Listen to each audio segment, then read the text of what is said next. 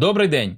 Сьогодні я розповім вам історію дівчини, яка була викрадена байкерами. Зустрічайте Фуріоза, Шалений Макс, Сага.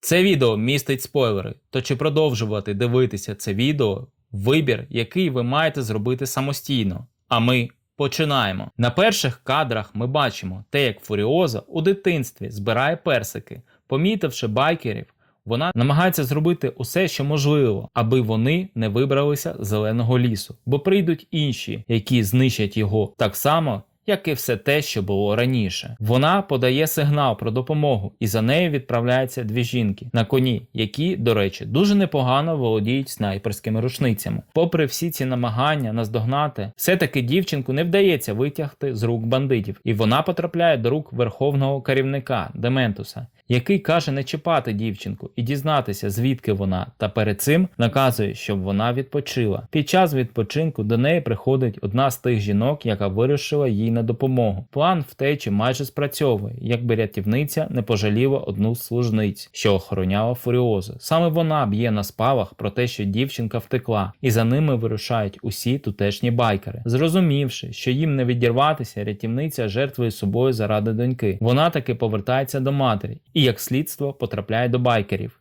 де на її очах було страчено матір. Далі нам показують те, наскільки люди здичавіли і готові на усе заради виживання. В цей час навіть Дементус виглядає милосердним, хоча це він влаштував голодні ігри. По завершенні вони святкують новоприбулих тим, що розривають інших. Також ми бачимо, що Фуріоза для головного стає наче донька, і так дні змінюють ночі, допоки вони одного разу не зустріли людину, який розповідає про цитадель, місце, де всього вдосталь. Вони одразу туди рушають. На місці Дементус розповідає про те, що люди у цитаделі самі мають вирішувати свою долю, якщо вони оберуть його своїм лідером, то доля для них буде більш успішною. Для подальших перемовин цитадель каже їм обрати одного з їхніх воїнів, тим самим показуючи, що кожен з них готовий піти на смерть заради несмертного Джо. Після цього кидають у них суміш, яка вибухає, тим самим змушують їх покинути цитадель. Не бажаючи миритися з такою долею, вони планують план помсти, а саме через бензоград. І ось їм вдалося перехопити вантажівку з пальним, проте це далеко не те, про що мріє Дементус. Він вирішує захопити місто.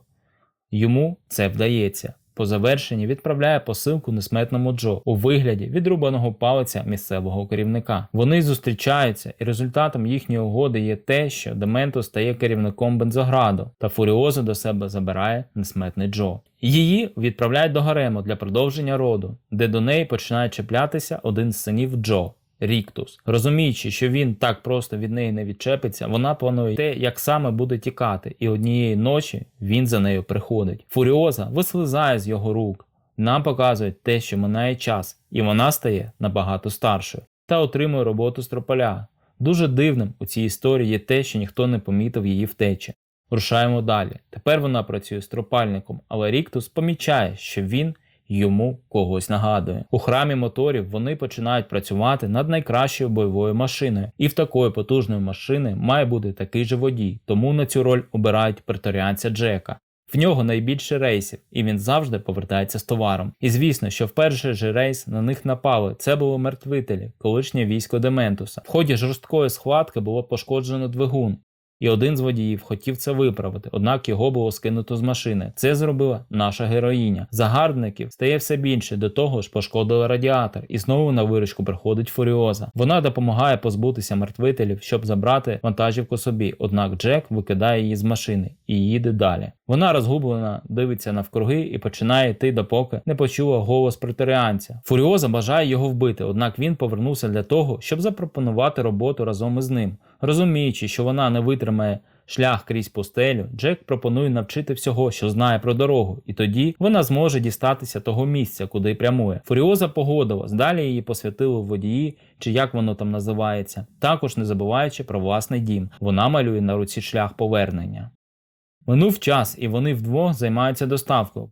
У Патронівську дізнаються, що Дементус веде брудну гру. Там місцевий керівник просить військової наради, бо іншого виходу немає. Також Джек каже, що через пару днів вона може йти своїм шляхом. З пальним, провізією він допоможе. Приїхавши у Бензоград, бачать суцільний безлад. Вони навіть не встигають наповнити бак бензином. На них нападає голодний натовп. Дементус виводить їх з Бензограду, нагадуючи про зустріч через 3 дні. Керівництво цитаделі в шоці від того, що вони віддали цистерну води та грудне молоко, натомість нічого не отримавши. За таких обставин вони вимушені діяти рішуче, і перше, що вони роблять, це економлять пальне, і майже всі дійшли думки, що треба з ним покінчити. А вранці Джек має їхати порожняком за набоями в Патронівськ. Керівнику наказано готувати усіх людей до бою з Дементусом. І тут в мене промайнула думка, що їхати порожняком – це погана прикмета. Після наради Джек та Фуріоза залишаються вдвох. Він питає її, що це за місце на карті, і, не отримавши відповіді, розповідає про батьків, які були військовими. І коли світ впав, виявилось, що вони билися ні за що. Та щоб її спроби не були марними, він хоче допомогти їй знайти це місце. Натомість вона показує кісточку з персика та пропонує їхати разом. Вранці вони вирушили у Бензоград. Джек зупиняє агрегат для того, щоб дати усе, що потрібно Фуріозі для втечі. Машину, бензин, воду та їжу.